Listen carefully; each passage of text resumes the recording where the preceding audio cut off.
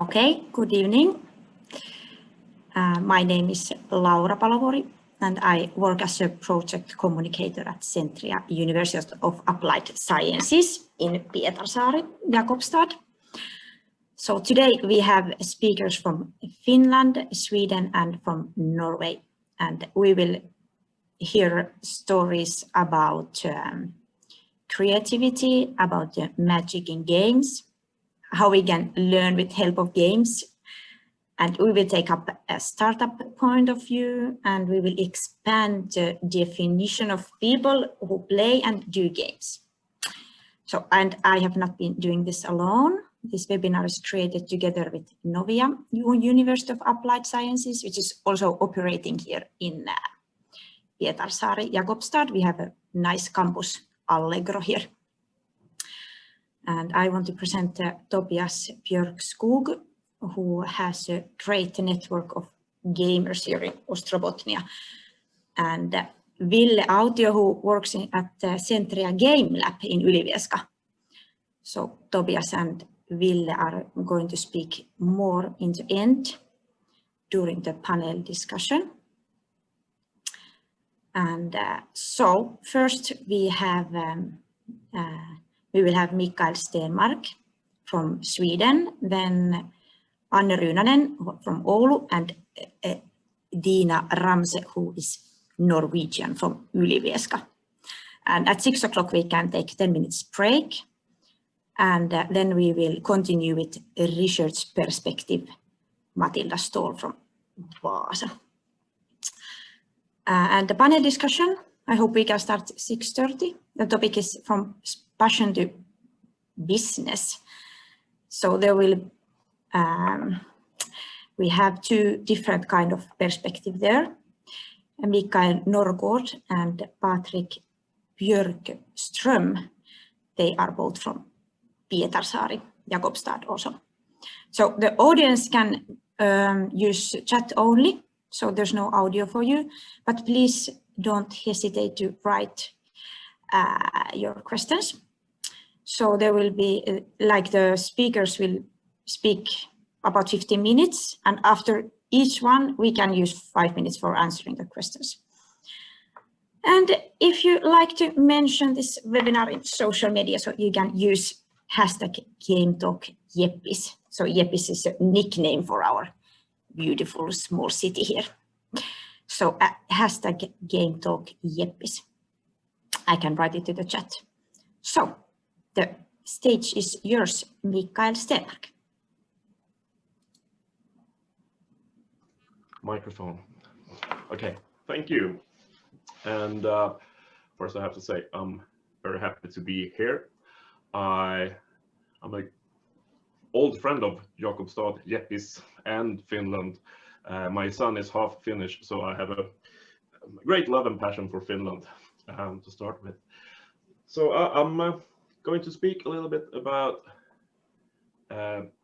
the quirky part, the odd part of game industry, which I think is important, and what the society as such can learn a little bit from that. Let me share screen with you.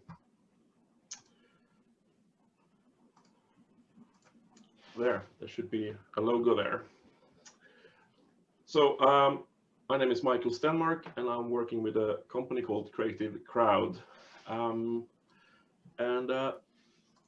I've been in the games industry for about 36 years, give or take.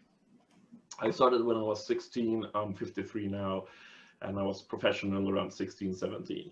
I started with games like Drakar och Demoner, which is not the original Dungeons and Dragons, and lots of people thought it was, but that's how we started in Sweden many years ago. And that was the first game company in Sweden, like a real game company with a modern touch.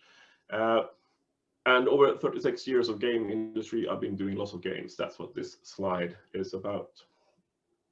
So to just create the foundation for my short talk here and for the rest of the talk today, let's just have a look at the game industry. So the game industry is the biggest media phenomena on this planet right now.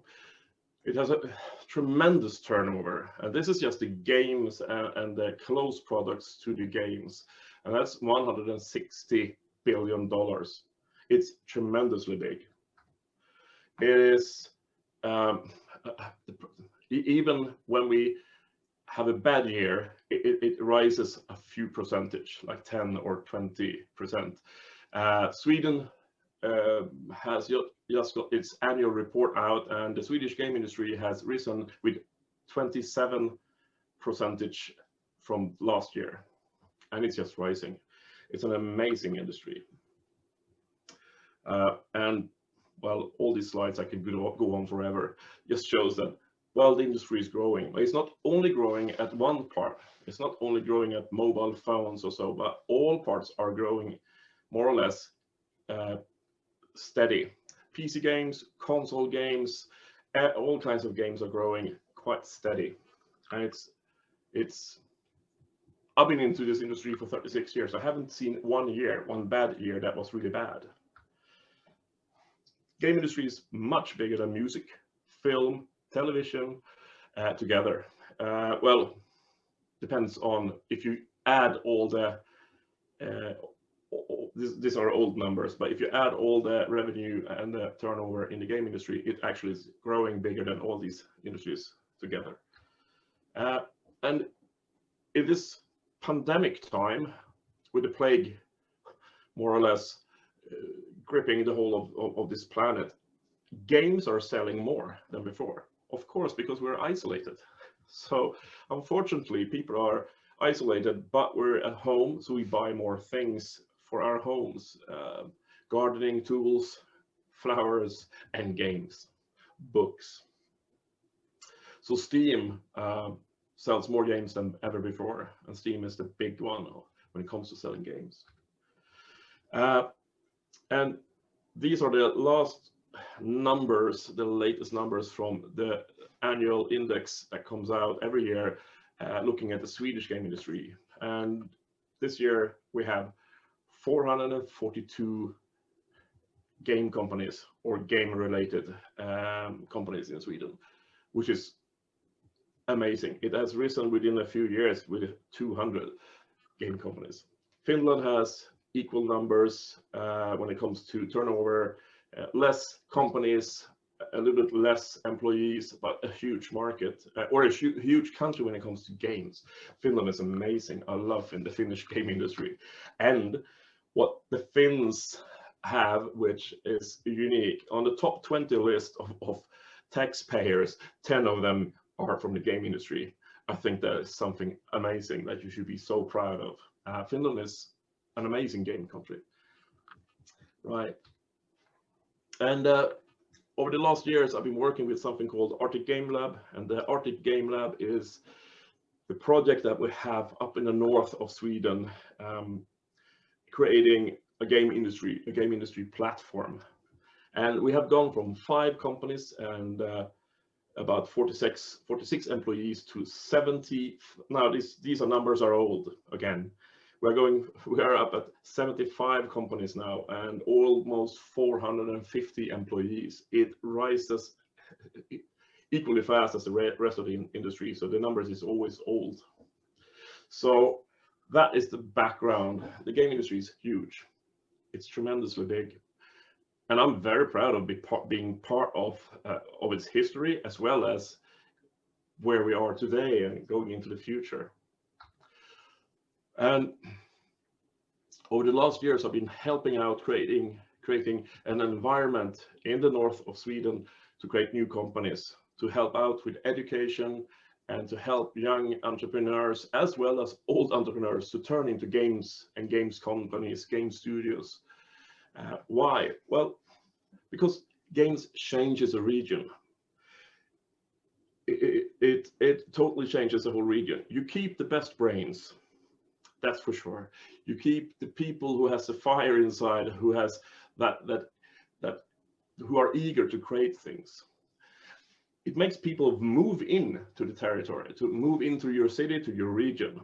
It attracts venture capital that invests in the game companies.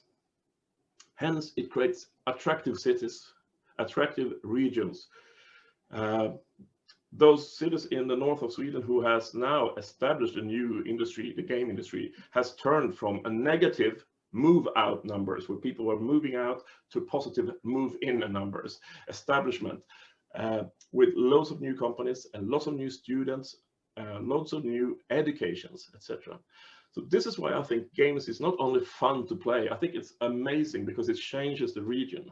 And this is sort of the background to everything I work with. I do believe that games has a tremendous power to change things as an industry, as a force for good. So anyhow, today I'm going to talk a little bit about how the oddities and isolation is turning into mainstream. Lately, I've been talking in front of EU, the UN, and other huge organizations about how we work in the game industry and why we work as we do. Because suddenly everybody's having meetings like this, Zoom meetings, web meetings, and what is common everyday kind of work for the game industry has suddenly become everybody's sort of way of communicating, way of working. And I've been teaching people from the EU and the UN of how we work, that everybody should have cameras on. When you have a meeting with the EU, like 400 people taking part of a huge meeting, they don't have cameras on. And I'm telling them that if you were part of my company, if I was the CEO, I would probably have let go of you because it's not cool, it's not good not having the camera on. You should show yourself and you should be part of the community, of the group working together. So we had, first of all, that's the basic thing have been teaching people lately, and a lot. Every week I have these meetings about how to use your cameras, how to work online, etc. So, but based on that, I have also started to talk about how we look upon people, how we look upon human resources. Because the normal society, certain people are not accepted and they are not looked upon as valuable. As an example, this is my good friend Odd, the guy singing in the microphone. He's a punk rocker, as you can see. The Robots is an amazing punk rock band. He was known to be the singer of the wildest band. It was always chaotic on stage, some sort of Swedish Sex Pistols, and that kind of guy, that kind of personality. We've seen them all, and they have often a very hard time keeping up a job. I like this guy. I met him many years ago at a party, and he did talk about ninjas and pirates, and I totally fell in love with his brain. Normally, guys like him and guys like me, I would say, would not keep up a good job for long. We would not fit into society. Neither did him. So I brought him to my game company, gave him his first job. He was totally chaotic. It was crazy in the beginning. Now, this is how Odd, my good friend, looks today. He's Odd and his name is Odd, which is kind of weird. Odd Algen is director of narrative content at Avalanche, and he is the father of games like Just Cause 1, 2, 3, and 4, Mad Max, and Rage 2. He's the one they sent to Hollywood to talk with Warner Brothers about Mad Max. This is amazing in so many ways because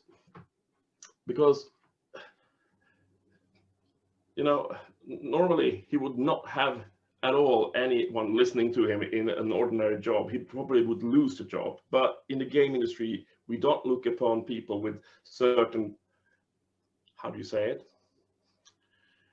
abilities and certain ways of living, and how they speak, act, dream, and vision as something bad. The other way around. Most people that I work with are very different. They have all these combinations of letters and diagnosis. The best artists I've been working with, and I've been working with loads of them, have all some sort of diagnosis. They have some sort of disability from, well, not disabilities in my eyes, but how the society look upon them. And I think when I'm now teaching the UN, the EU, Swedish government, I was talking to the Norwegian government the other day, I'm always talking about look upon these people as assets, because they can turn your region into something else, your country into something else. The fact that Sweden and Finland has these strong industries is that we have used the talents of special people with special talents. Because, sorry, that's my timer. Oh, I'm bad at these timing things. Yeah, I'm done. So, I can't shut off my timer, sorry.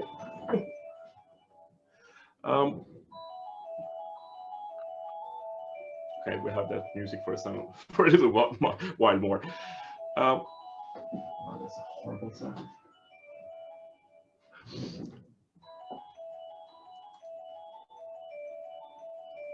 I'm sorry about that. So what we used to work over distance, where we see everyone's differences as assets. Where you live and where you work is less important. I work from the high coast of Sweden, far away from everything. Oh, sorry about that sound. And I think one of the great things is, whatever way you talk, if you don't talk, if you just write, if you have a different mother tongue, you're welcome to work with the game industry. And the way we talk with each other straight and solving problems is how we work every day. And I think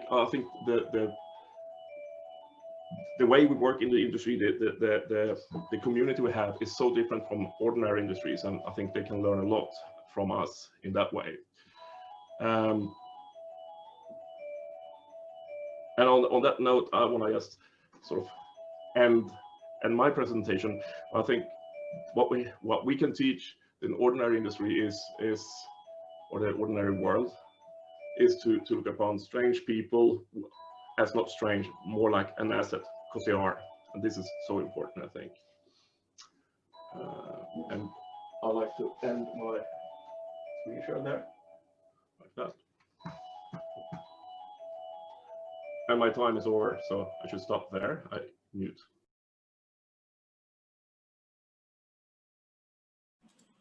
Yeah, so there was, I saw here one question, and it was about like how can we teach something for the, or can adults learn something with the help of games, who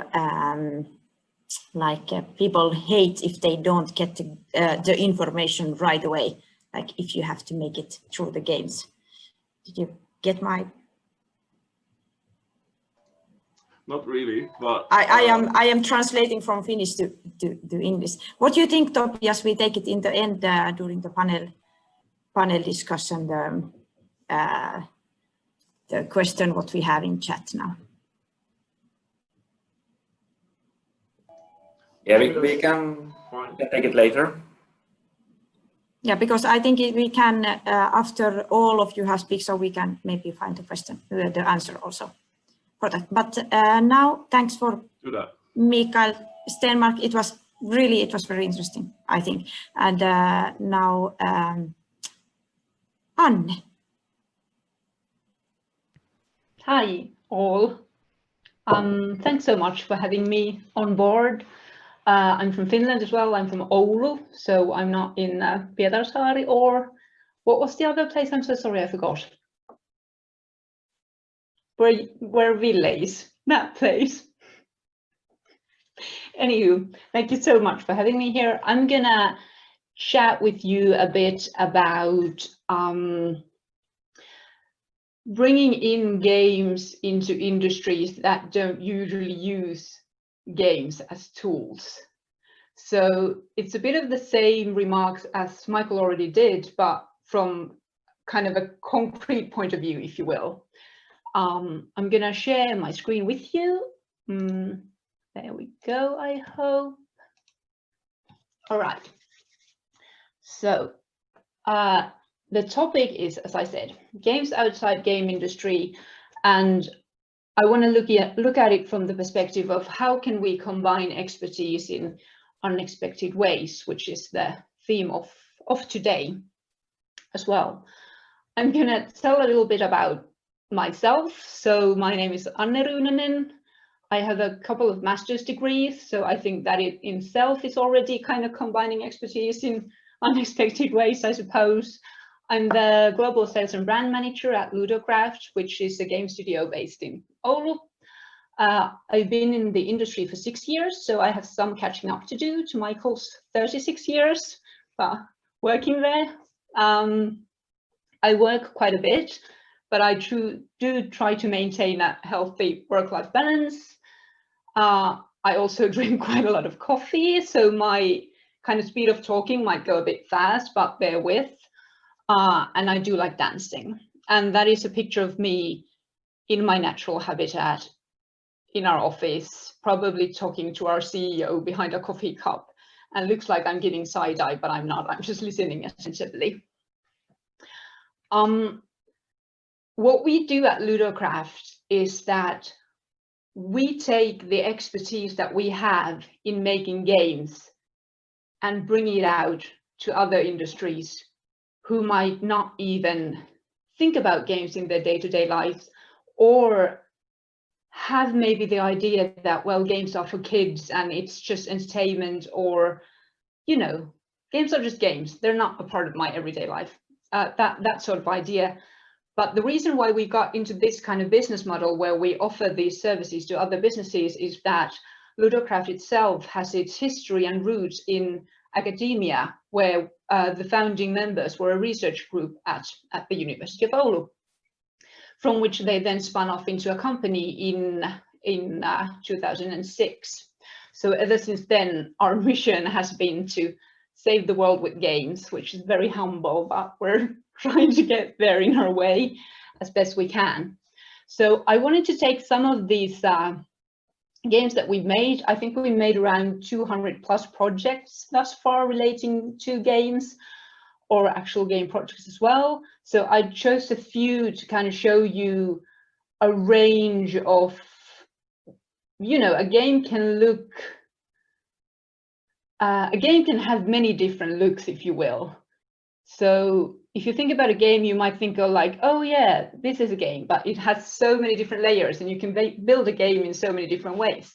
So I wanted to reflect kind of the subject matters that we've delved into during our existence in the few past years, as well as kind of different kind of executions that we made on those. But don't fret, I'm not gonna go through all of these today. I've chosen a couple of case examples on what we've done in the couple of last years to kind of show you how we approach in bringing in domain knowledge from another industry into the game world and what happens when we do that.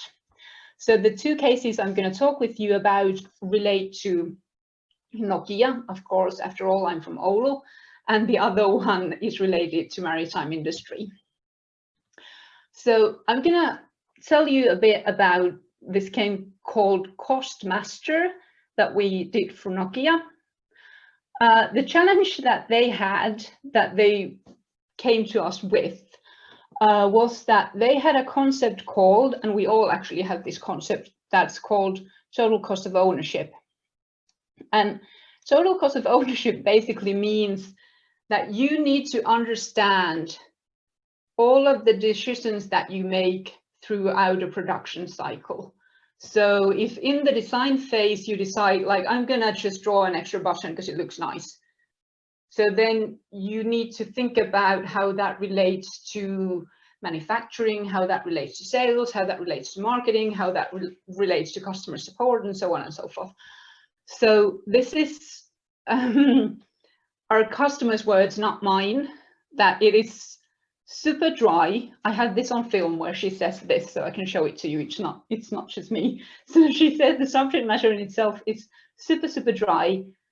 and they want to kind of make it happen in a way where they can excite people, and they want to use it throughout the whole organization. So we got our people involved, our game designers involved, to kind of think about it a bit. And the end result that they got was that they chewed this theoretical knowledge of TCO that we got from our customer, and then they put it into a format where your very, very basic games, your board games meets a card game, because you need to remember that the target group here might not be gamers. So everyone plays a board game, everyone's played a card game, so it's easy to approach in itself. And then we put it into a mobile execution. And I don't know if, you all have your own ideas of what Nokia does, but the case that we were involved in were the kind of the department that deals with base stations. All of the things that gives us like 4G and 5G and 6G in the near future, hopefully. So that kind of, physical hardware tech stuff that we were dealing with. So this is what we came up with when we approached it. As I already said, it's a combination of a card game and a board game, but it has 3 layers in which you play. So essentially, you have the design phase, as I already mentioned, where you get to make different design decisions within the game. So you roll the dice, you go into a particular colored square, so there's an element of luck in it as well, to skill. Then you get a card based on the color on which square you landed, and then you make decisions based on what you see in the card. And once you've made your design decisions, the game goes into another phase where you get to make your manufacturing decisions. So you might get a bit of market info in the game if you're kind of hit the right squares. So you might know, like, all right, for instance, in the US, these kind of things are selling like hotcakes right now. And then after that, you go into the sales and marketing phase, where you kind of get to see how all of the decisions that you made before now have an impact when you're taking the product to market. And I do realize that in this picture, there's a fridge in the game. It's not a base station. We know what a base station looks like, but this was due to the fact that our customer wanted to have the game made in a way that no particular department would have advantage to the kind of knowledge that they might have on how to design products. So everyone will be on the same level. And then you can look at different kind of resources that you have at your disposal, like how's your time management, how's your money, things like that, that you can do in the game. And then obviously we have these kind of competitive elements. So you have these scoreboards and things like that, that help you also kind of see if you want to get that competition going within your particular organization or part of organization. So this was one example of how we can take knowledge that us as a company, as a game studio, we don't often go around looking at very deeply, and then bringing in our game expertise and then making it into something new and totally different. And the thing that I love about working where I work is that I get to learn so many things that I wouldn't otherwise get to learn from other domains. It's really interesting. It's a good note to end my speech before I go off into another tangent and just repeat everything Mikael said about the power of games, which is really remarkable. Thanks.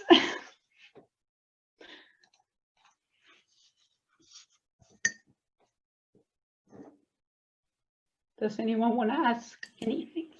Let me see if there's questions. I have a question. Like, yes. If you do something like this, how long time you have to study to make it look like real? Like, do you have to stay like 1 month on board on somewhere in the sea to learn this? That would be so cool if we got to do that, but we didn't get to do that. The way we work, for instance, with this maritime case is that we communicate with our customers on a weekly basis to see that we get everything right in a way that we don't endanger anyone, but we still keep that fun game element in it. And I think what's really remarkable also that in these two cases, in the first one, there wasn't that much game knowledge within the company, but in the second one, the contact person that we are mostly working on with the game is a huge game enthusiast themselves. So it's really fun.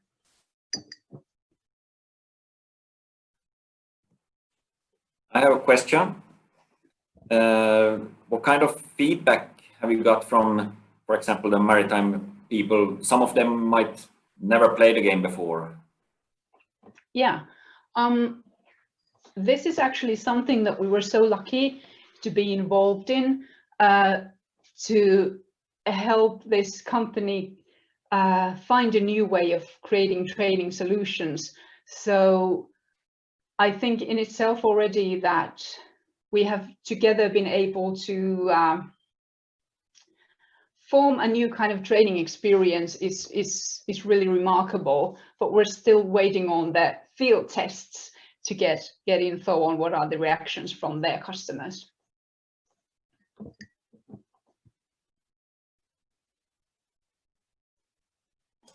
I can just yeah, here's one. How long would a game like to marry safety things take to make? How long time it took maybe to make it?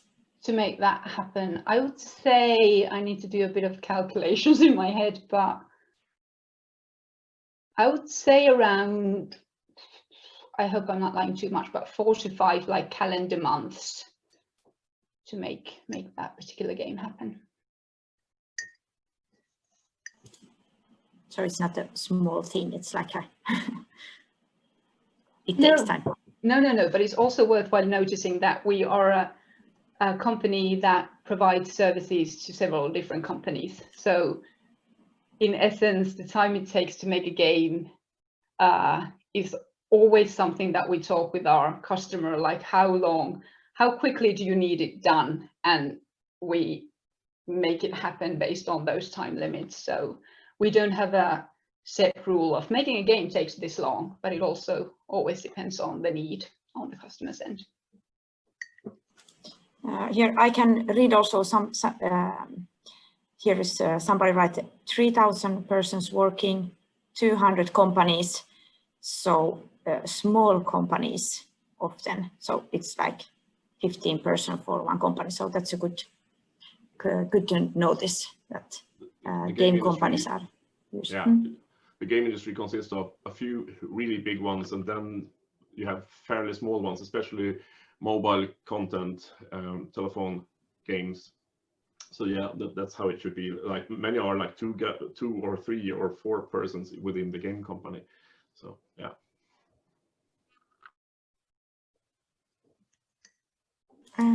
Okay, I guess we have Dina now. Hi. Like most people here, I have a gaming background, but I started out in tabletop. About 17 years ago, I started my first adventure into the tabletop with role-playing games, helping out some of my friends with their big debut on Ylivieska City, the role-playing game. And since there, I kind of just rolled with it. I started doing game testing, and I worked for Electronic Arts for some time and King Games. And one of the things I really liked about game testing is that you get to try out a lot of things. You're basically told to, you know, like go in here and destroy things, like find all the errors, all the mistakes. And when I started doing quality assurance, this was one of the things I got to use in a more concise way. And later I dived into marketing. And I didn't really think that those two things were connected. But what I found is that you actually approach marketing quite the same way you do game testing. You want to try a lot of things, and you want to be very structured in what you're trying and how you're trying the things. So you always want to go and look at the data to prove that said thing worked or didn't work. And then look at the feedback you're getting, just like you would with the game. And in a way, marketing is a game in itself. You know, you have hashtags, the graphic elements that you need to use, and you know, captions and everything, and what platform it works for what game and what audience is in a way a little mini game on itself. So every day I get to go in and I help people. So I'm a freelancer and I help other game designers get their games out there. Right now I'm working with Centria Games and Green Meadow Games with their Kickstarters, which has been incredibly cool because also with my background doing game design, I get to help them develop their game and look for playtesters and look at accessibility in the game design space and make them their games get better, as well as finding the audience that their game needs in order to succeed, so that they get to do the sales, but also, you know, I get to be a part of the whole journey. As we talked about earlier with Mikael, is that everyone is different and that diversity could be celebrated, and you should harness it during the design process.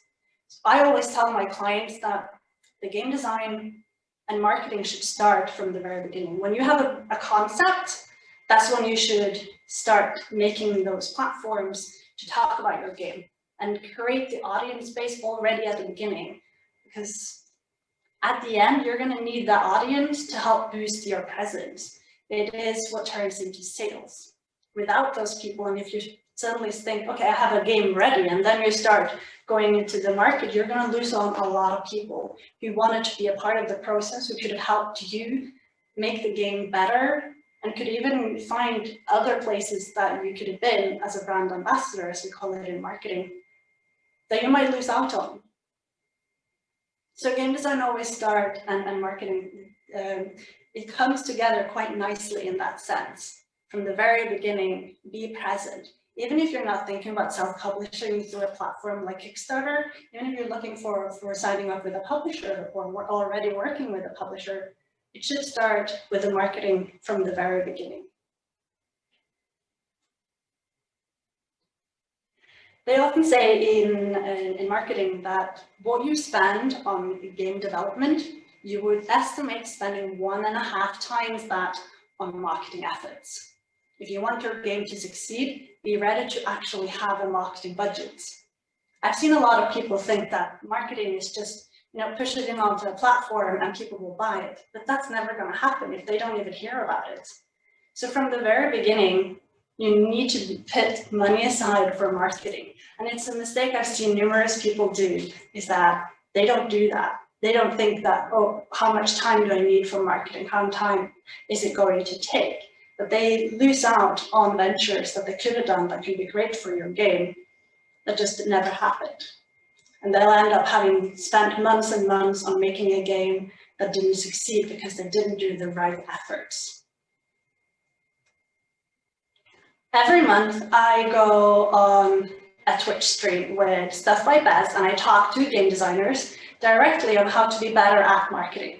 Because I figured that as a person myself who does game design, who better to talk to other game designers on how to do marketing, since I've managed to figure out marketing and they haven't. And we go through all the basics. We'll talk about ways to make things better, how to tweak, what to test, and how do you test things in terms of marketing, and how do you test things differently in terms of play testing. Because obviously, while they are different, there are a lot of similarities, and you only need to point those similarities out for them to be able to do it themselves. Now, not everyone is going to be able to do marketing. There's a lot. Just like there's such a diversity in games, marketing is also a lot of different things. It's everything from making ads work to having the social media presence, social media management. It's about hashtags there, what graphics to use, what works as an ad doesn't necessarily work as a social media post, and also captions. How to write good captions is very different from writing a good pitch deck. So while not everyone is able to do that, I use my skills to go in and help them with where they cannot do themselves.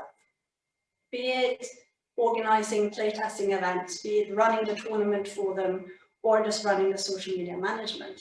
So I look at the basis of what I have to offer, and I talk to them and I find ways to help them where they have losing the gap. So I end up being able to use all the skills that I've developed over the years exactly where people need them, and also point out the flaws of their own plans and their own visions for their games and harness it into success.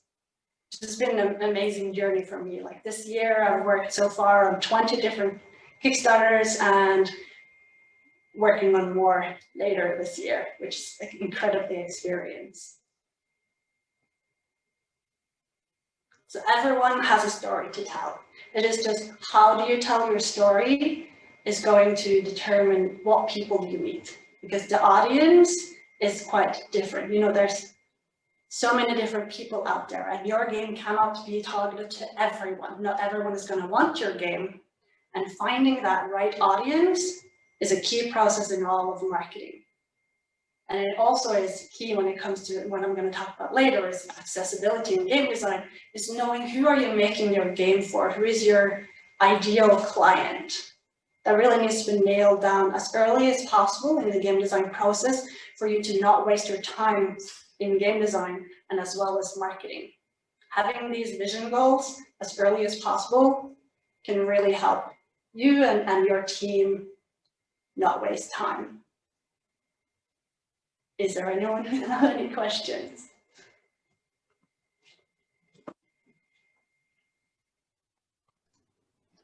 I would love to tune into your stream. You said you're twitching? That's correct. Yes, I do Okay. Twitch. Okay. Yes.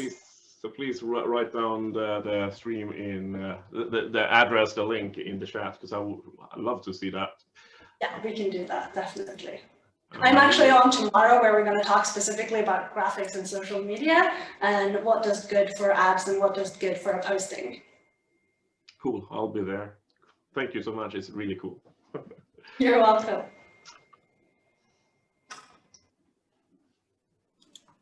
Yeah, this is as a communicator, so I always think how to tell about things, but this makes really to think like also when. So actually not to wait until you have results. I think you can share your ideas how the story, as you said, story starts already when you start to do it. So it can be nice for the audience to follow your how you think and how the results come. Also, follow the way how you think. So I think we can use it here in at Centria, the university project research development word. Also, I guess. Those early people who are going to engage with your game is going to tell a lot about what you can expect in terms of audience later on. Those people who are there at the very beginning are the ones who are going to be the most enthusiastic about your journey, where it's going to help boost it forward and gather more of the same people. So you can actually, from the very beginning, from when you start pitching your game, like I have this one idea. Do you think I should make it? Should I actually spend time on it? And if you then connect with these people who want your game already at that stage, you can tell who that game is going to be for. You can start collecting data from the very beginning on, and then it will help you steer through the entire game design process.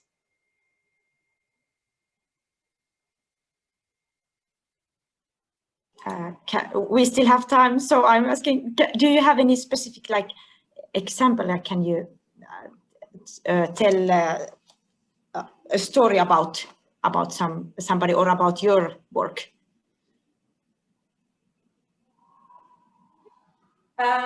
In March, I worked for Samsa Games and we did Tale of Sampo. Tale of Sampo is a game based in Kalevala where you get to play on a vertical magnetic screen board, which has never been done in board games before, but people who are familiar with role-playing games knows the gaming screen. And for us to start marketing something that is this unique in the space is also, it was a niche game in terms of it being a hidden movement team versus team game. We had a lot of challenges in the beginning, and our marketing budget was very small, so it was we had to really focus in incredibly much to like exactly the people we wanted to meet. And with the time that we were given, this wasn't going to be possible, but we decided to give it a go and try our best. And we actually found that after the game had ended on Kickstarter, the last week or two, we met more people who had never heard about our game, because obviously our primary focus was people in Finland who are interested in the stories of Kalevala, who also wants to use it as not just a learning experience, but also to introduce their children to the mythologies and the wonders of the Kalevala. We found a lot of people in the United States who had Finnish ancestry who would be interested in our game as well, that never even got to hear about it. And during the design process, no efforts were made whatsoever. So it's really trying to do like a rescue mission for the game to make it happen. Now, in the end, obviously, we didn't manage to make it happen. It's going to get released in January, February sometime from Samsa as a self-publish rather than a Kickstarter event. The whole journey was such a learning experience for the whole team. We got to gather everyone around it and really see who the game could be for. And we realized quite late that actually we could have marketed very differently because it wasn't thought about. And me not being native Finnish as well gave us some extra challenging, because I was looking for different people based on the game designer's ideas than what we ended up focusing on at the end. So had we thought about these things and had I been a part of the team earlier, we could have done things a lot differently and probably had a successful Kickstarter.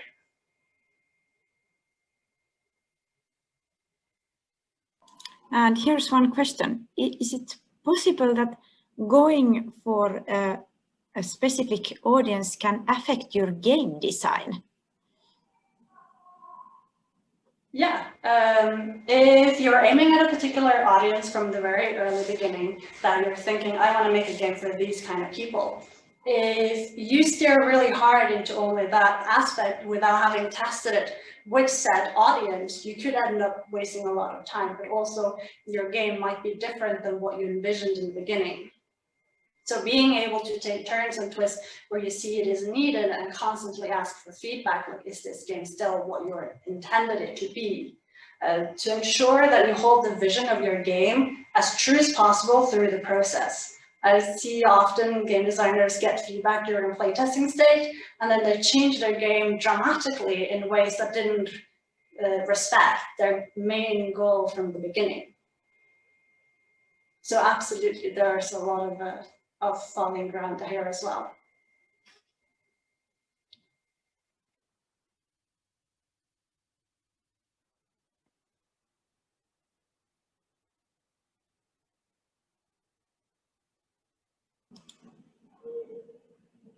There's no more questions. Thank you, Dina.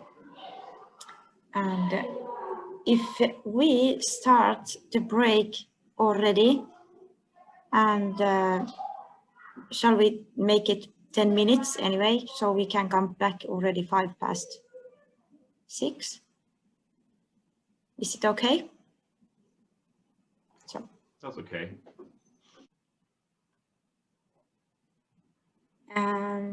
So I think it's Matilda. Yes. All right. Hi, everyone. I'm Matilda. I'm from Vaasa, probably the only one, I think, today. But so this is Vaasa calling. I am going to talk about something completely different to what you've been hearing this far. I'm going to share my screen with you. Just a second. All right. Can you now see everything that you can see my point? Yeah, great. Thank you, Tobias. All right, so my name is Matilda, and I'm going to talk about how to use, or how we used, games in visual art education. And this presentation is threefold in that sense that it was a research project on how to use games in visual art education. And that was the starting point, but we also shared these results with different groups, and we succeeded in sharing these results with some groups, but failed in some cases, and that is due to the however, the third part of this presentation. So that is what I'm going to talk about. I do not have I have 0 years of experience from game industry, just to begin with that. But I am a Master of Education, and I'm also a certified primary teacher. I wrote my thesis about games, gender, and learning.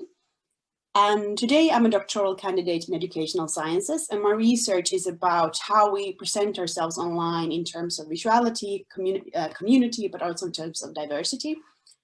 And I had a really short career as a TV personality where I did game reviewing. And that is why I have that image there, because it was my one claim to fame. So hence the image. I want to bring it out anytime I can. All right. I'm going to start with the word gamification. And this is one of those words that was a buzzword a couple of years ago. And now people start to get a bit cringy when you mention it. And there's actually a reason why I didn't want, that is the reason why I didn't add it into the title. But if we look past our personal preferences and just look at the concept, there is this universally accepted definition by DevTalk that gamification, sorry, I'm just going to move our cameras. So gamification is the use of game design elements in non-game context. So that is, you take something from a game and then add it into another context. But unfortunately, we see this it's very common that you use gamification to motivate people, and usually by points, badges, and leaderboards. And I think it was Mikael, what was your name, Stenmark, who said that gamification is just where you take the shallowest understanding of games and you only apply that. That is the only part you use. So this is a kind of idea we have of gamification, but unfortunately, we don't have a lot of research on it. So both Nack and DevTalk, but also Dr. Zach Fitzwalter expressed that we need more research, actual research on gamification to be able to understand that. So that is the starting point. But something I've been thinking about for a long, sorry, why doesn't this work? Yes, there we go. Something I've been thinking about is, why do we only use points, badges, leaderboards? Why don't we use visuals, the characters, the audio, the storyline, and in education, for example, and can we call that gamification? And that is the kind of mindset that we started off with. So what we did, we were a group of people. It was a collaboration, like today's topic. It was myself and another researcher, Hanna Kaivovirta, from the University of Helsinki. But there was also a teacher called Minna Rimpilä at Vaasa Skola. And we took this research was done with her students. They were year 6 by the time, 12 to 13-year-olds. And it was a couple of years back, and our data mainly consist of video recordings, just so you have an idea. Oh, there we go. But before we go into deeper what we did, I just want to mention that in the Finnish core curricula we're currently using, there is actually a mention of games and gamification. And it's said that as teachers, we should use the possibilities provided by games and gamification. This is my translation. You can see the original ones in Swedish and Finnish below. But this is something I don't think in my experience, teachers aren't aware of this. Parents are definitely not aware, and not necessarily game developers either. So I think this is something there's a potential here that we could use even more. There is a clause saying we should use games, but we are not doing so necessarily, not everywhere at least. All right, so what we actually did was the students worked in pairs and they watched different game trailers. Shelter, Broken Age, Thumper, Journey, and Night in the Woods. They were all chosen to have quite different kind of visuals, but also to be age appropriate if the kids wanted to play these games afterwards. And they chose what game to work with, and they chose a scene that inspired them. So they didn't actually play the game, but they watched the trailers. And they created their own interpretation of that scene using pen and paper. And they did 3 different layers: foreground, middle ground, and background. And the final product was a photo of this. And this will become much clearer once you see the examples of what they actually did. So the first game some of the students chose to work with was Shelter. And this was a really school smart option because it has quite of a paper-esque feel to it. So it's quite easily to transfer this game into a paper product. And here you see some of the students that were working with this game. And the girls in the front are working together. And the girl in the back is working by herself, but she's fine. She's not crying. She's just looking at her own piece of art and trying to understand how to place the pieces of paper. And she has aligned them towards the sofa, and that is why she's doing that. But what they created, this is one example, what the girls in the front did. They have a lovely, they notice details very nicely here in the middle, but there was a lot of problem with this group, or they had problems. The first day went smoothly, but the second day they noticed that someone had made a black dot on their background. And as you can imagine, this was a catastrophe. So they were sabotaged. Someone had sabotaged their piece of art. So it took a lot of time to make them come back to that piece of art and actually look at the possibilities and transform that black dot into a bird instead. But this is the foreground, and they did that last, so they didn't have as much time to make it as detailed due to that bird sabotage situation. So this is one of the examples. The girl who was looking at her piece of art did this. She took a quite different approach where she placed, created the cave and put these in the middle ground and this kind of framing as the foreground instead. So she took quite the same game, but quite different pieces of art. Another game that students wanted to work with was Night in the Woods, and it was probably the most adult of the games. And I'm going to give you 3 examples of how the students work with this. This is the first, where the girls played around with lights quite a lot. They had a flashlight, which they used to make these shadows, as you can see in the background. And these kind of create that depth, feeling of depth. And there was another group who had a lovely attention to detail. You can see in the tombstones, but also in the leaves. And they got the hang of this, how to create the depth in this image, because it's quite actually far away. I think it was like maybe half a meter between these 2 pieces of paper. And this is another from the same game. And this was the only students who spontaneously decided to edit this image, because we hadn't said that they couldn't, but we haven't encouraged them either. So this was the only students who just by themselves decided to edit this image and added the blur effect that is around the cat or the character. And then I realized that this is a student who is interested in this. So I started to talk to him and said, hey, could you add some contrast and things like that? So we played around with different kind of settings there as well. But that was one student out of plenty. The final game I'm going to talk about is Journey. And there was 2 groups who worked with this game. And this was the other one with a drama, was this one, because to begin with, there was no issues whatsoever. Everything was smooth sailing until the point where they had to take the digital photo, because one of the girls wanted to have an image where you can see the shadows, because it felt like, oh, mysterious, there might be 2 characters. Is there 1? Is there 2? I'm not sure. But the other one wanted it to be plain, as they had created that piece of art and nothing else. So, but the great thing about digital art is that you can take 2 photos. So they actually submitted 2 different photos for the teacher.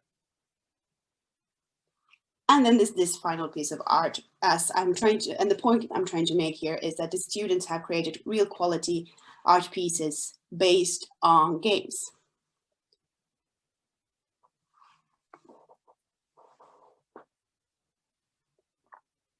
So if we look at this from an educational perspective, what we try to teach them was depth.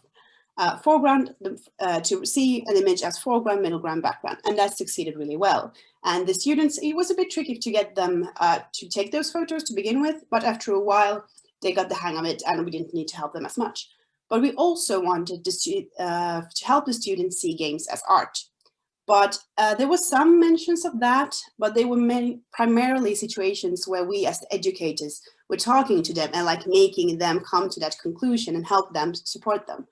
And this is not due to some kind of that kids would be stupid or anything, but I think this is because of society does not consider games art necessarily. And then the students might not see it either.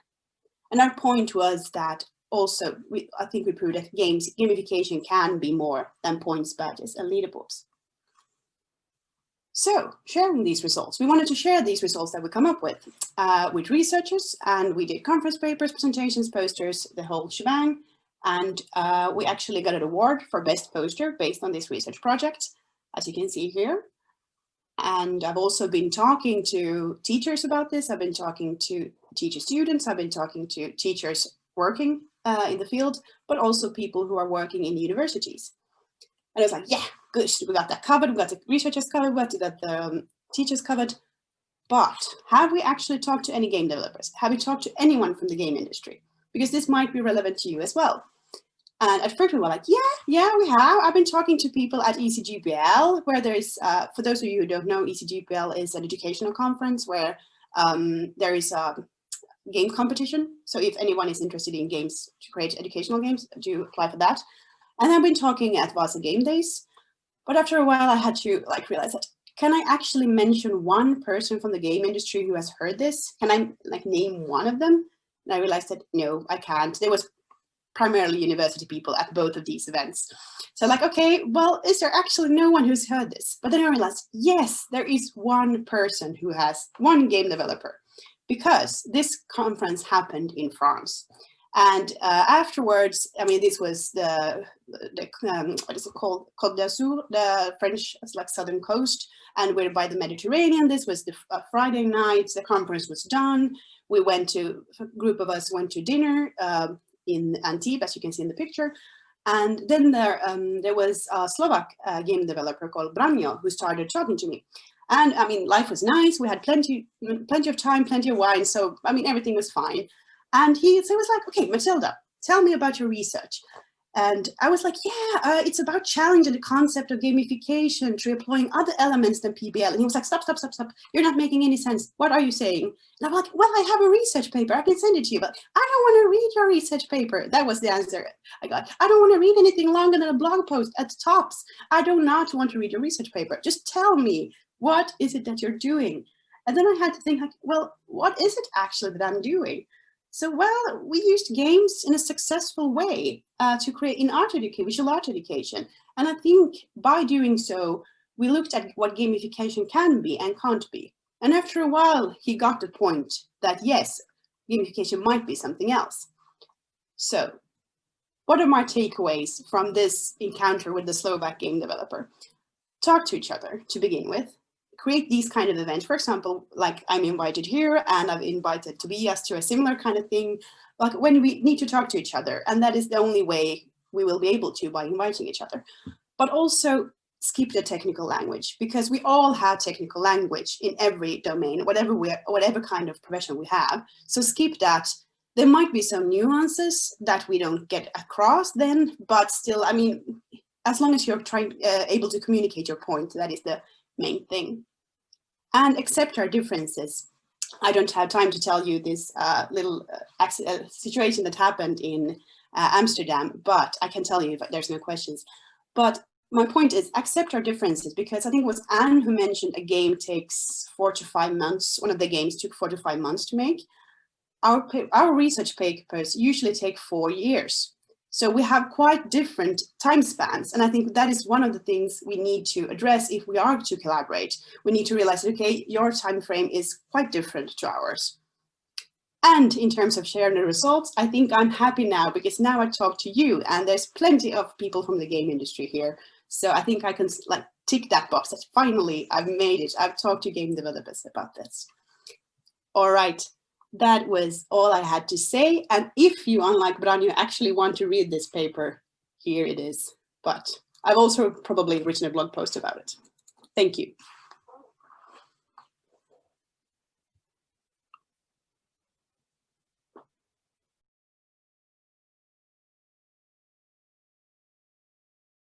Do we have any questions?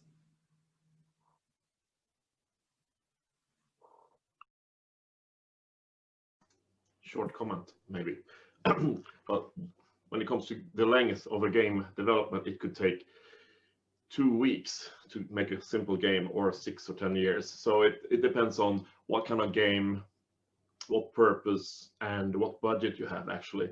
And Swedish game companies are quite big. We're like, some of them are 300-400 people within one company doing one game. It takes 5 years and $500 million to make the game.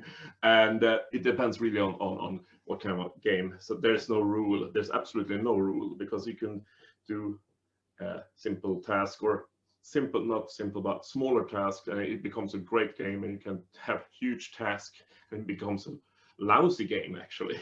So time is not it's a factor, but it's not a quality factor also.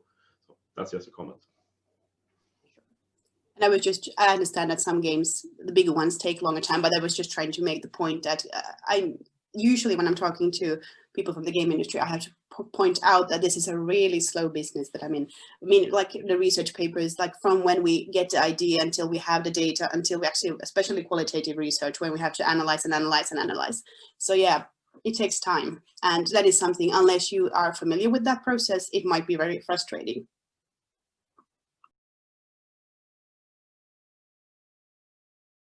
Now I can take the question what came from the beginning. How can gaming make an effect or meaningful way to teach adult something? That's a good point. I'm co-writing a paper right now, because I'm not just doing these visual art things. I'm co-writing a paper together with a colleague where we're looking at Counter-Strike and how they use, this is just one example, how they use call-outs in when they are playing together. And we have analyzed the video data and how they are communicating and what they are supposed to do, that they are supposed to give information, correct information, they're supposed to align with that information and things like that. And we call that a competence. And that is, I mean, that is a competence, right? But it's also collaboration. So that is one way for grown-ups to learn collaboration through, in this case, Counter-Strike. Can I give a comment? Well, I don't really understand the question, because how could you not learn something from playing? We're humans. This is how we do it. We're hunter-collectors. We play to learn how to hunt, how to collect, how to make love, how to be together with friends. Games is everything. That's why we do games. We're like cats. We need to play and test out things. So how adults cannot pick up things from doing things, that's not an issue. We pick up things from everything we do. And these questions often comes out of, could games be something good? I don't care much if a film is good. There's no one asking Martin Scorsese, is your film really good? Does it teach people something? So I'm turning against a little bit, like, could someone learn something from a game? Yeah, of course you can. I learned a lot from playing Pirates. One of the best games in the world. I learned where every city on the South American coast lies, and exactly when they actually are formed and pops up. That's just a simple example, but games, of course, you can learn a lot. There's millions of games out there. By driving a truck through Europe, like truck simulator, you will learn every road and every city. That's just another example. So yeah, you can learn a lot. Games are amazing. That's how it is. Yes, thank you. I saw a question in the chat, if it's okay if I address that. If I would see more games made specifically for educational purposes. Well, yes and no, because I mean, I think we should make good games. I mean, especially games that are engaging, that are fun. And if they're also educational, great. But one of the things, I was a visiting scholar in Glasgow a couple of years ago, and they had this serious game course there at their game developer program. And I was invited as a guest lecturer there to see the process that we're making. And one of the students wanted to create some kind of, I don't know anything about biology or chemistry, but there was this kind of two different kind of substances, like how to combine them. And he made this kind of a game. He wanted to make a game that you could play around with these kind of molecules and combine them, and there was a correct answer. And I asked him, like, what if you made it the other way around and created like just these kind of molecules, and you could play around with them and try and see what would you come up with, instead of there was just one right answer. So my point is, I think that we should maybe turn around the idea and maybe make it fun first, and then you might learn something, instead of making the what do you call it, chocolate covered broccoli, that kind of effect. I hope I answered your question, Niklas.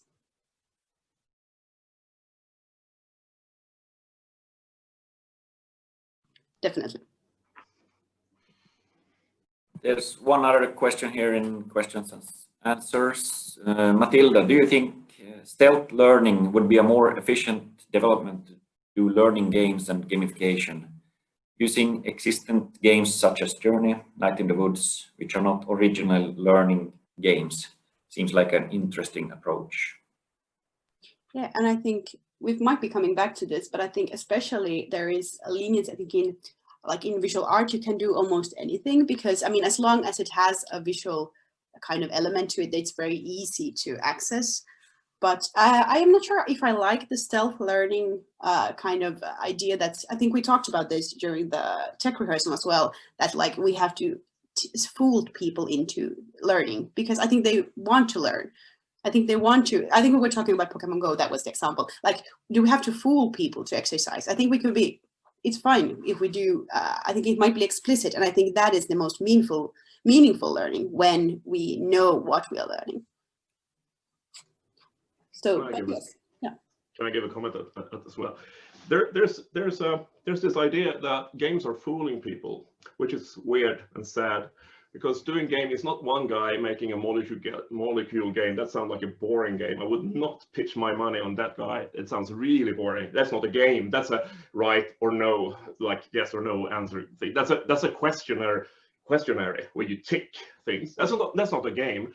Game is a skill. It's really hard to do games. That's why the crazy people, the odd ones, people who are different, are making games, because we can see ways of doing games that are engaging. Games is about storytelling, as lots of us have mentioned here, and it's not about fooling people. And Pokemon Go is one of the coolest, when it comes to mechanics, one of the coolest mechanics there is. It took about 20 years to land, with loads of games coming up to that point from the same team to land it, and it cost about $200 million to do this. It's nothing you just do in your sleep, and you can't fool people, because if it's not fun, people will not play it. You cannot. This Pokemon thing is always coming up like, oh, we could fool people to go out in nature. No, you can't, because your game will suck. That's how it is. Don't do games, don't underestimate people, and don't think people are stupid. Don't underestimate young people or adult people. People are not stupid. They don't want to be fooled. If they don't like the game, there's statistics saying that they will stop playing after 2 minutes. End of story. So that's my answer. Yeah, but I agree with you, because I think that like you can't fool people, and like self-learning feels like a strange approach, because learning becomes meaningful when you're aware of the progress you are making, not the other way around. Yeah. But I would agree with you. Study is about being happy. Study is about being happy about learning stuff. That's why we go to universities. That's why I'm so fascinated by school. I love school. I love universities. I do lecture because I love to teach and tell things from my own experience. And people in the audience, or people who work with me as students, they do the same. They like to do it. Why should you fool people? That's just a stupid idea. That's really stupid. So don't go that way, please. Okay, sorry. Did we have any more questions, or should we move on to the next part? Yeah, I can read here. Which is more important, game story or technology? That's a good question. Is that for me? If it's for me, then I'm gonna. I guess any of you can answer to this. I think from a learning perspective, I would say story, definitely, because you can work with very poor kind of visuals, but I mean, it can be just like pieces of paper, basically, but it just have to be a good story. Then it can save everything, including education. Does anyone else want to add into that? I can add something as well. We're always kind of looking at games as well as content first, technology second. Like, we choose the technology based on which content we need the technology to kind of mold over or beyond, or how can we use it to create the experiences we want. So yes, much in the same line. this is how it is. Games is philosophy turned into patterns, which is game mechanics supported by technology, not the other way around. Technology doesn't make games. If that would be so easy, then everyone who knows a computer would be a game designer. There's not. The numbers in Finland and Sweden tells that we like 10 or almost 11 million people here in Sweden. 6,000 of those, this huge number, are working with games. So if everyone who knew computers would be a game designer, then everyone would be doing games, and they are not. So it's philosophy turned into game mechanics and storylines, and depending on if it's a strong story in the game, you go story-wise. If it's strong game mechanics, you go game mechanics. Angry Birds is amazing. It's one of the best game mechanics in the world. I love Finnish games because they're often strong at game mechanics. Really, really, really good. And then it's supported by superb technology, basically. So that's how it goes.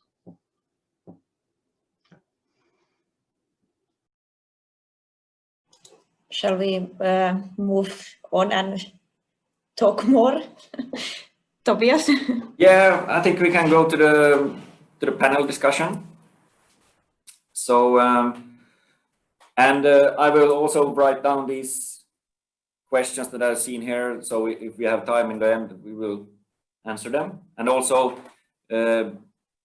after this, Laura will also send out, you will get my email and Laura's email if you have any questions, or if you didn't get answered the questions, then just send us an email and we can bring the questions to the correct person in the panelist staff here. So yeah, first little things about me. My name is Tobias Björkström. I work at Novia University of Applied Sciences here in Jakobstad, Pietarsaari. We do game-related projects. So at the research and development, we have done one game project called Kvarken Game Industry, where we helped game companies in the Ostrobothnia region and also in the Västerbottnia region. That's how I met Mikael as well. And yeah, we're trying to help these startups as much as we can. So that's what we do, different kind of products and projects. We also have an upcoming, if we get the funding, some more Kvarken Game Lab things that we have applied for. So you will hear more about that if we get the funding. Then we can continue to work with the game companies in the region, and that's our goal, to get more game companies up and running and get this. And over to Ville. Tell us a little bit about your game lab. How do you encourage your young people to start creating games in Ylivieska? Yeah, so hello, my name is Ville and I work for Centria University of Applied Sciences here in Ylivieska. And we've had this game lab here for almost a decade already. And how do we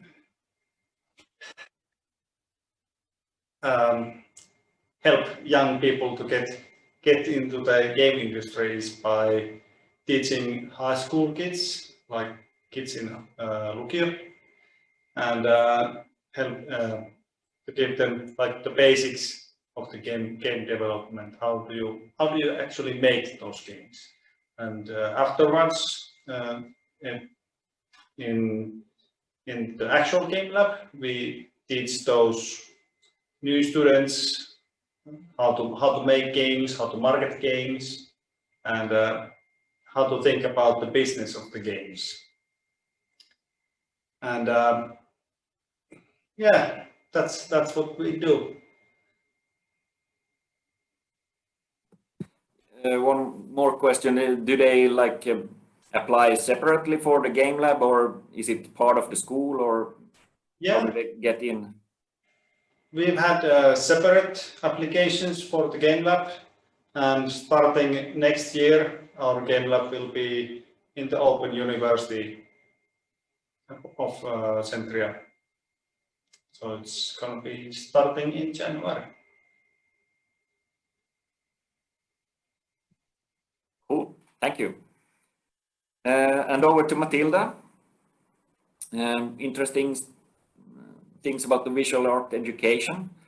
Do you think that every or all these visual art education could include some kind of game-related curriculum or to do something like this that you tried out? And what would be the most challenging part there? Yeah, I think I definitely think that visual art education has to, as I mentioned, has the potential. One interesting piece of fact is that in the previous curricula, the only mention of digital games was in the visual art section, actually, and it was something you were supposed to critically analyze and discuss or something like that. But it was the first mention of digital games at all in the core curricula, and that is interesting in itself. But the challenges, I think resources is one, because I mean, we had no resources, as you can tell, that's why we watch trailers. But I mean, it would have been great to be able to actually create some games, use those visuals that they created in student created games. And we didn't have any resources, but I think that's also true for other teachers, because they want to use games, but they want to use free games. And that then is an issue of how are game developers supposed to make money if teachers only want to use free games, and they're supposed to be great, but they're supposed to be free. So there's that kind of an issue there. But also I think in terms of knowledge, because I've been talking to teachers and teacher students for a long time about how to use games, how to employ games, but very few know anything about games. And it's a really daunting task to start to use games if you've never played a game in your entire life, or haven't thought about that you're actually playing some games like Heyday or something like that, but you don't realize that you are playing games. So yeah, that I think is the challenges, the resources and the knowledge in terms of teachers. Thanks. Did you follow up something with the students? Did they become more like interested in game or game development after? We didn't ask that specifically. We could have. That would be a really interesting question. But one of the things they expressed was that they liked that we used something that they like. They like games, so we used games. I didn't use that example, for example, but there were some students who really wanted to do a piece of art with their own favorite game, and we were like, if you want to do that, then go ahead. We are not stopping you. Just watch these trailers, but if you don't want to work with them, then use your own game. So that was something I got really excited about, that we took the time to use a platform that they engage with. Cool. Thank you. And now to Patrik Björkström. You didn't have a talk before, but tell us a little bit who you are and what you do. Okay, thank you. Yes, my name is Patrik Björkström, and I'm a freelancing illustrator in the games industry. Have been for a few years. And these last 2 or 3 years, I have been freelancing mainly for Activision Blizzard, working on their collectible card game Hearthstone, for which I have been drawing card art illustrations. So yeah, that's basically what I have been doing. They are keeping me busy. They are keeping a lot of freelance illustrators busy, and it's really, really great to see, because I think Hearthstone as a game, it was quite a revolution when it came out, and now I know as a bit of an inside in that game that they are planning on even more changes, and it's going to grow really, really a lot and fast. So it's exciting times to be in the gaming business, in visual arts and everything that has to do with it. Thank you. And you said you've been working with this for some years now. I know also first it was just a passion, and now you have it as a business. Can you explain a little bit how did you do to get it from passion to business?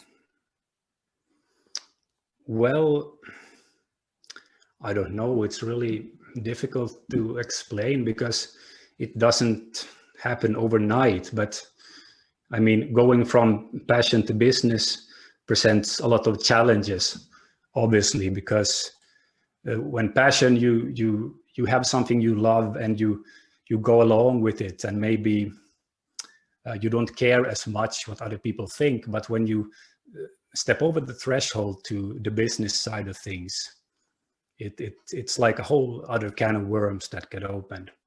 And I'd say my number one challenge when stepping into the business side was actually dealing with the fact that I never felt like my work was good enough. Because when I was starting out, I couldn't always put my finger on what was wrong with my art. I knew there was something off, but I couldn't always say exactly what it was. And that can lead really fast to a kind of downward spiral of self-criticism and hopelessness. And I know as an artist, basically, I think 99% of any artist deal with a lot of self-criticism, and even more when they're starting out.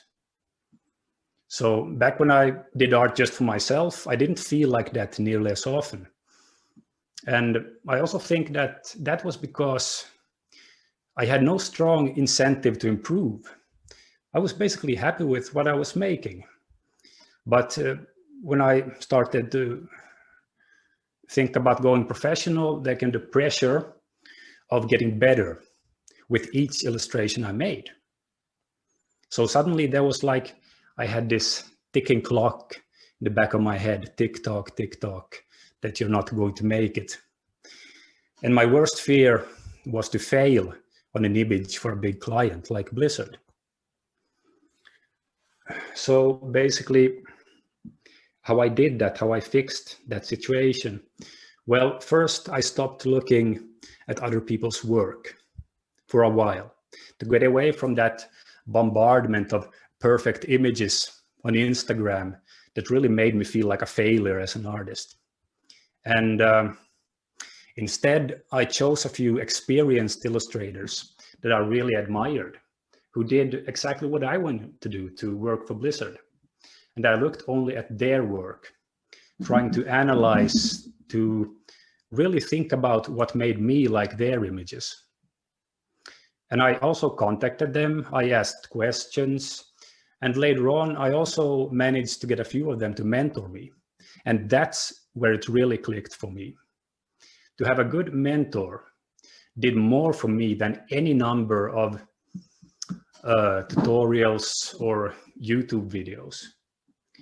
To have a professional teach me how they think throughout the process of making an image.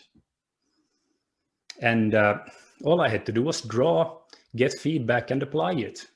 And it turned out that this kind of professional feedback was the crucial thing that I was lacking all those years before. And my mentors, basically, they showed me where the problems were in my images. And that was the problem itself, because I didn't know that I had problems. And if I knew that I had problems, I didn't necessarily know where they were. So when they showed me, I had an opportunity to see them too, and obviously to fix them. So nowadays, actually, I see images sort of like a sequence of problems, if you will. And it may sound a bit negative when you're saying it out loud, but I actually really enjoy that process and thinking about it like that. Because when you fix those problems, I also feel like it gives me more confidence to know that this problem and that problem, I have fixed those before in my illustrations. And now I just have to apply the same knowledge that I have to fix these ones, which are just variations of a problem. So yeah, that's basically how I overcame my biggest challenge. Yeah, very, very interesting.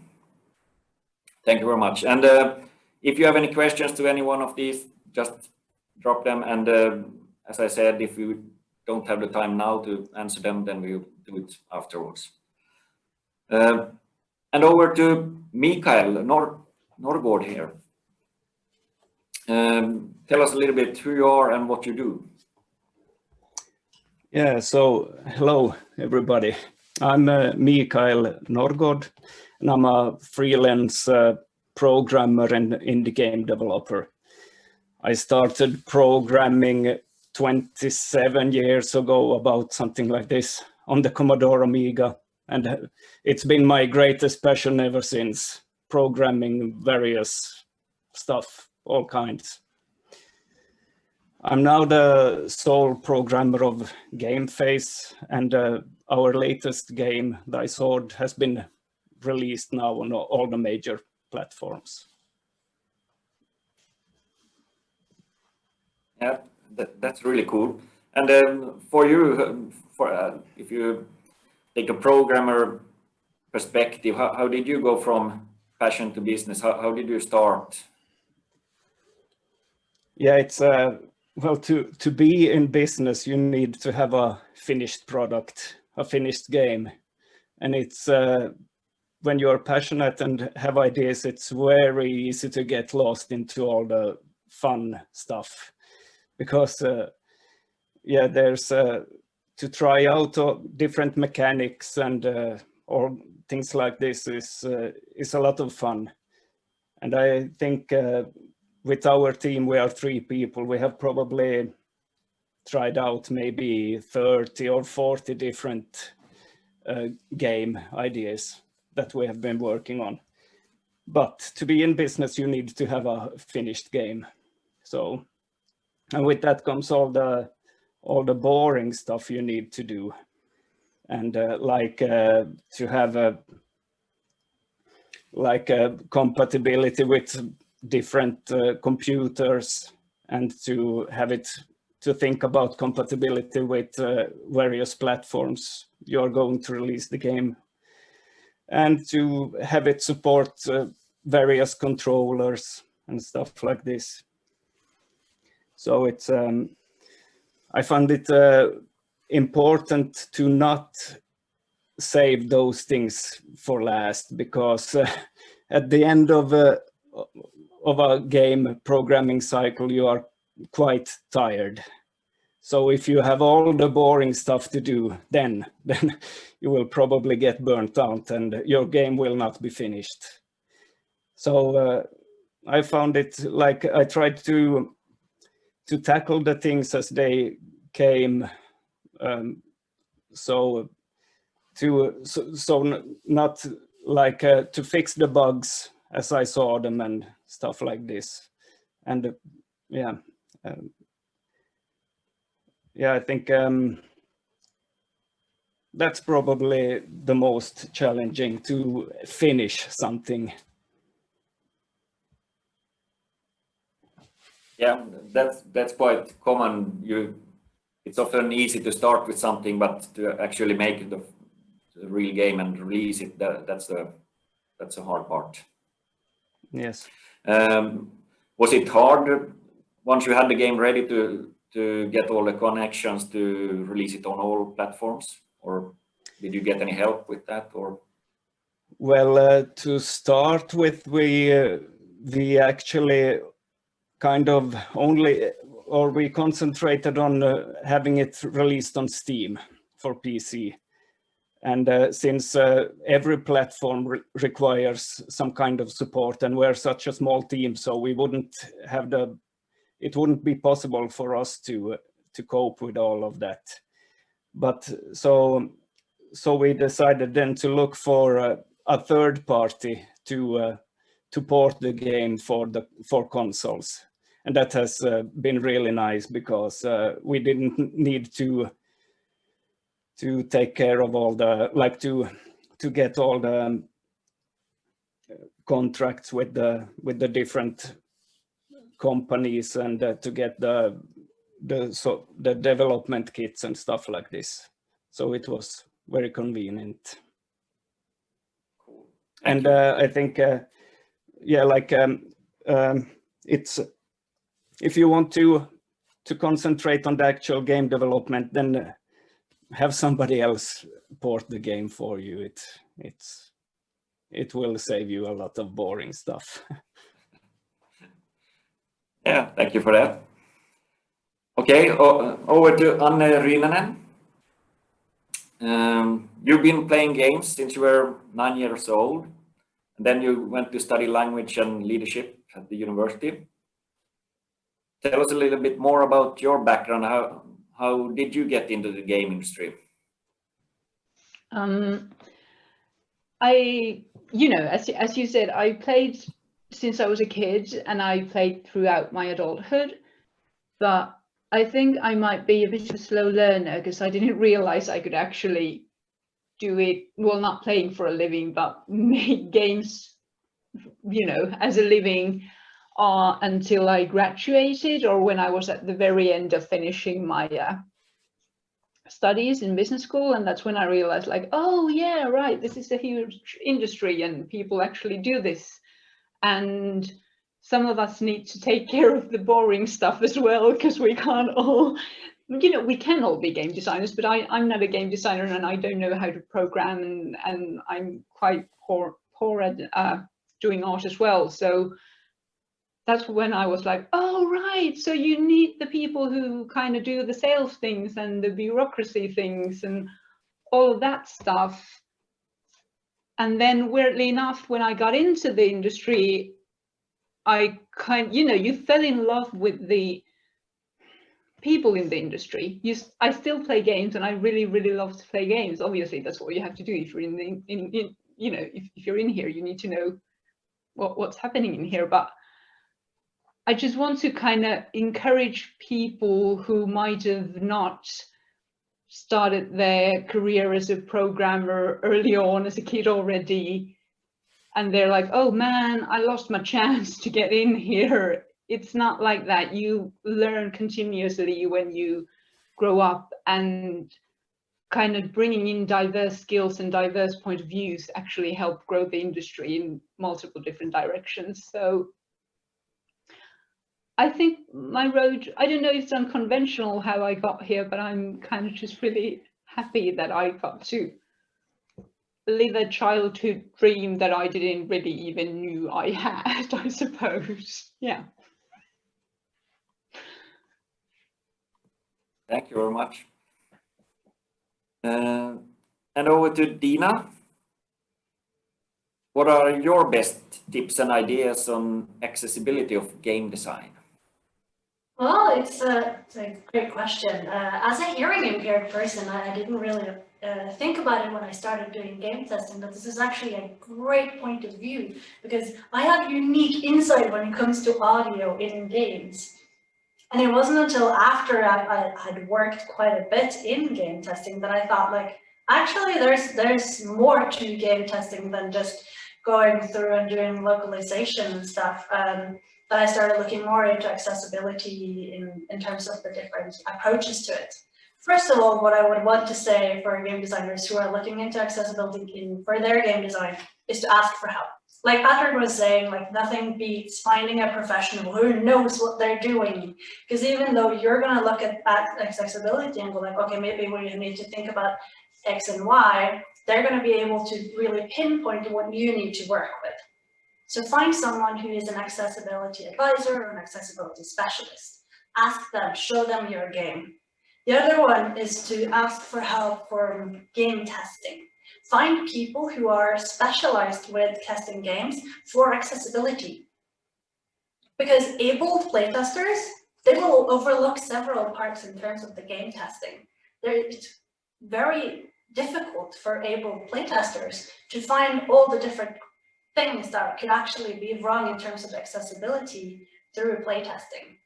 They're going to overlook parts of this, and you're going to need their help to make your game the best. And also plan for accessibility. Find out what specific aspects that are important for your game. Are you aiming your game at specific accessibility challenge? Is it motor, for example, the cognitive and mobility? Do you need to think about the timing of actions within your game? Is it cognitive? Are you aiming your game at the thought or memory processing disorders, where you would have limitations or had an added span in terms of sensory or audio input or output?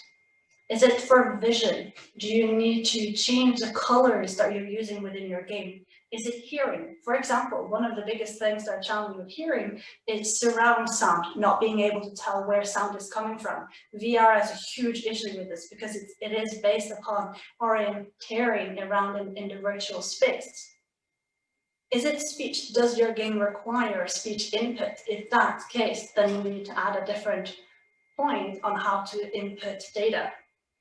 Or if you're just looking at the general aspects in terms of accessibility, is to provide details for accessibility features that they can find it and where to find it. Make it easier for people to adjust the controllers of sound and the visual aspects and make it easy to find. And also solicit accessibility feedback. Ask for it actively. Make it easier for people to come back to you later with things that you can do better. Maybe you thought about it, but you didn't actually implement it in the ready game, and be able to say that, okay, like in the next patch, we will actually add these accessibility features because, you know, we didn't get them ready and we want to make them better.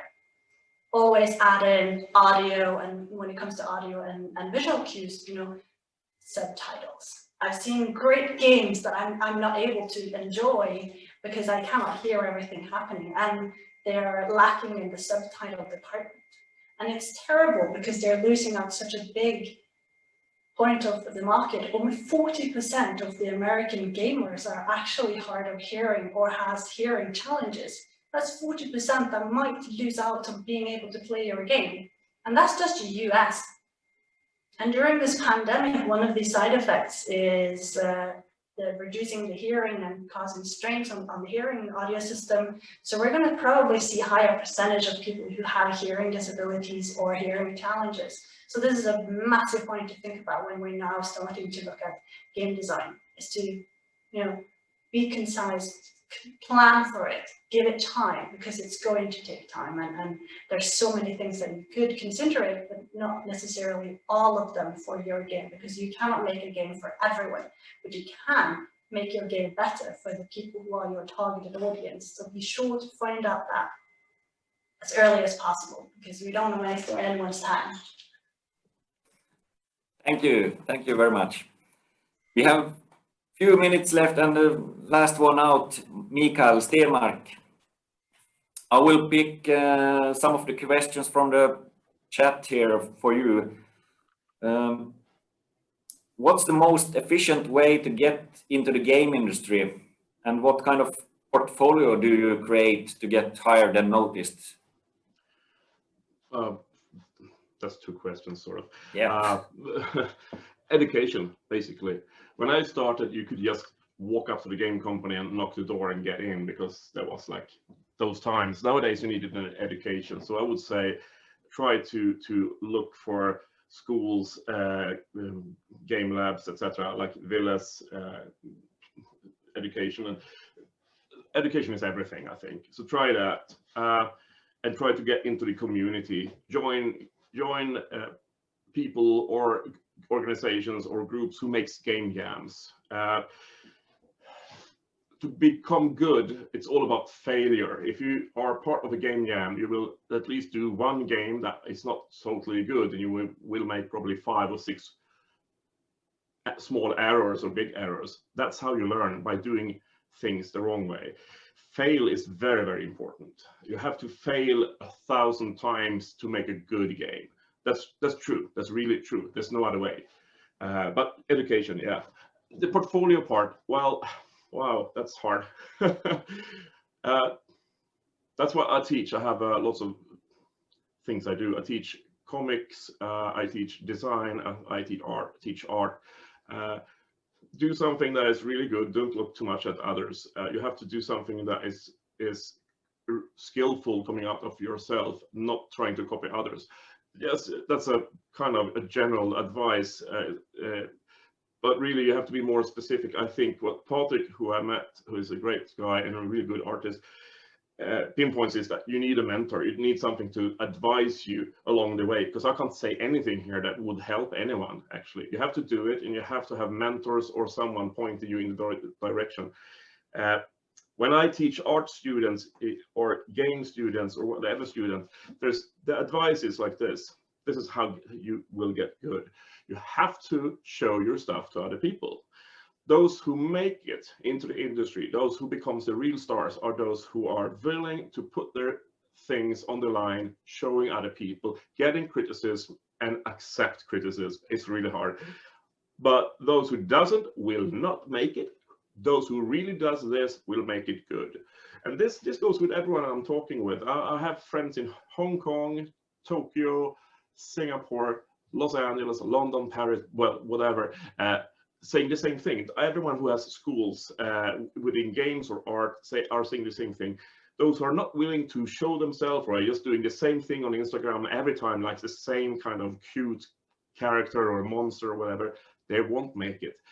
Those who are making new land, sort of breaking new grounds, going into new land, going in where they have not been before in terms of development or art or skills, they will become good. So you need to go to game jams, you need to go to school, you need to put yourself on the line and get criticism. Then you will make it. And you need to have that extra fire within yourself. And that's why guys like my friend Odd is supposed to make it. He wouldn't be able to fail. Luckily enough, there was a game industry, but 20 years before that, I wonder what he would have become. Maybe a punk rock star, but. Thank you very much. And also, to answer the same question, if you know a game company that you would like to work at, please look at what they're doing. What kind of game are they doing? For example, if you want to work at DICE, you can't create some toy figures.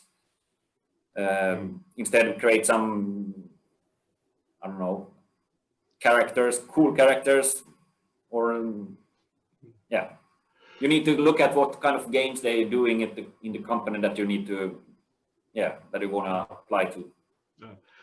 Also, once again, education, because education is like Tobias. I know him from when the time he was in the education part as well, and Ville knows this as well. I think everyone around this virtual table knows it. If you go to school, you often have the chance to have half a year or 1 year together with the games companies. In the end of your education, you can go out there and work together with them, parallel or inside a company. That's how you get work. I mean, that's how you get to make the applications. They will know you, that you know the drill, because you can almost never ever just go into a game company. If you don't know how to work within the company, you won't get the work because they don't have the time to teach you. You need to be fully taught when you enter the game company. So start education, try to get close to game companies, work with them, hang out with them, go for game jams with them, get to know them, and get a mentor. Yes, thank you very much. We could go on for many hours talking about games. It's really fun. Do you, Laura, want to say some finishing words here? Yeah, can I just take here some question for Patrik and Mikael? Could we take them? I think audience will hear more about their. Patrik, could you tell more about working for Blizzard? So maybe it's more about how is it to being freelance? Like, are they the big companies kind with the freelancers? I would say, well, obviously I can only speak for Blizzard, but at least they are very kind, and they seem to take really good care about their employees, freelance or otherwise, what I've heard. And they send Christmas gifts every year, and they're really polite in their email. They always get back to you with feedback. They pay on time always. So yeah, I'd say Blizzard is, from my point of view at least, a really good company to work for. Obviously, I can't speak for the studio setting, and I know at the moment it's a bit of a hassle because they have shut down the campus and over half of the people are working from home. So it's a more difficult, like for most studios probably, but normally it works really well. They're a good company to work for. That's good to hear. And Mikael, there's one person writing like this. I'm thinking to become a game programmer. I would like to know what languages it is best to learn. It is better to learn. Well, I would say currently maybe C# is a good language to learn because it's used in various game engines, and Unity being the biggest one probably. So, and it's a really good language. It's my favorite language, programming language, I would say, of all the languages I have tried. Yeah, it's really logical. Kind of, it doesn't work against you. So yeah, C#.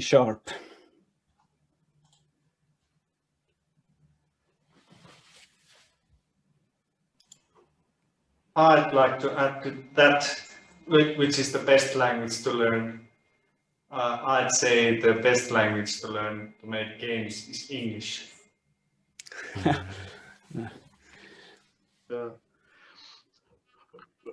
It all depends on what you want to do, really, because there is not one game. It's not one way of making games. It's like a few hundred ways of making games. And if you're going in the Unity, Unreal is the thing. If you want to create your own game engine, well, then you go C++.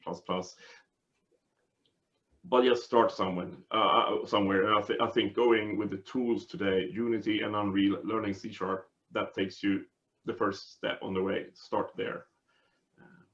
Yeah. Okay, I will take one comment from here. Somebody's wondering why Centria and Novi are cooperating with this thing. And I would like to say that this kind of event was like needed in this area, like that.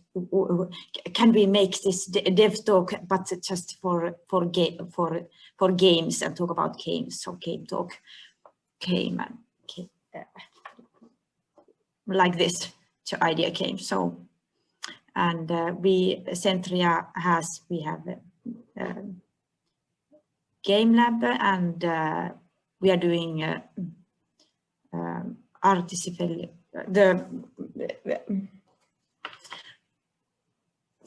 what is this, virtual reality, I mean, like these kind of skills Centria has, and Novia has, yeah, relationships everybody.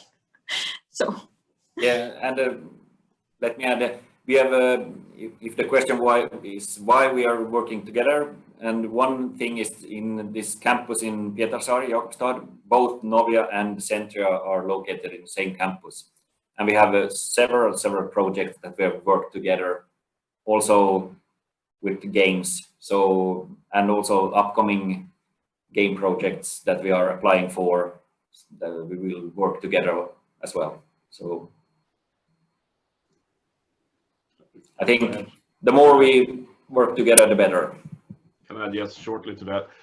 There's a point in working together, because every day we don't work together trying to create something, we're passed by others. In Västerbotten, Norrbotten, in Sweden, where I work, I think we have 10 different education sort of organizations helping us out with the education part. We have 5 cities working together, and we have 6 incubators working together, just to start with, and we have even more things than that.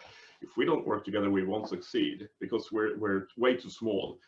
Tokyo has 40 million people living in one city. It's like amazingly big. We are small. We have to realize that we are very small, and especially being from up north, we have more in common with each other, the small cities in North Sweden, North Finland, together with each other, than we have with Helsinki and Stockholm, for example.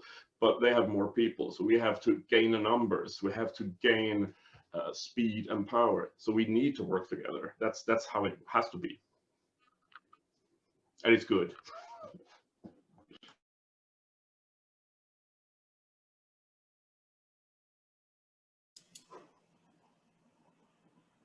So, thank you.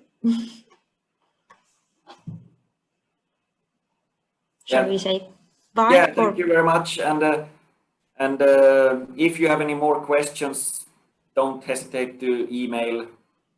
For example, if you email me and I can forward it to the correct person if you have any questions. So yeah, and also thanks for Roope Korpela, who's our technical support here. So you cannot see, you just see his name here, maybe wondering who is. So thank you. Cool. thank you very much to everyone. Yeah.